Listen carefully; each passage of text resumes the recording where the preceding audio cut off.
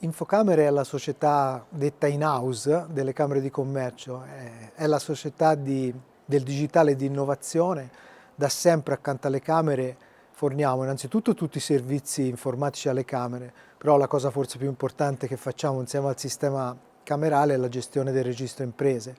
Questa enorme banca dati di oltre 6 milioni di imprese dove tutti i dati sono in digitale. Sottolineo questo aspetto perché è fondamentale. Noi siamo oggi in grado in tempo reale di sapere, ad esempio, come sta andando il tessuto produttivo, quindi il tessuto economico di una via, di un intero quartiere, di una città. Sappiamo quante sono le imprese del commercio, del turismo, di tutti i settori e di ognuna di loro, grazie al fatto che, ad esempio, le società depositano il loro bilancio ogni anno, noi siamo in grado di sapere anche quant'è il valore della produzione, quanti sono i crediti, i debiti, le sofferenze.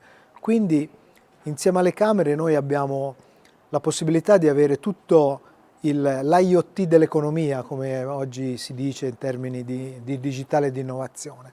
Questo grazie al fatto che con le tecnologie siamo in grado di gestire ormai i dati in maniera sempre più semplice, ci permette di avere con gli analytics e con le dashboard a disposizione l'andamento di tutti i territori, perché credo che l'importanza del ruolo del sistema camerale sia quello di essere accanto alle imprese e soprattutto accanto ai territori dove le imprese nascono, vivono e producono. Questo il sistema camerale lo sa fare bene e lo saprà fare sempre meglio aiutato dalle tecnologie.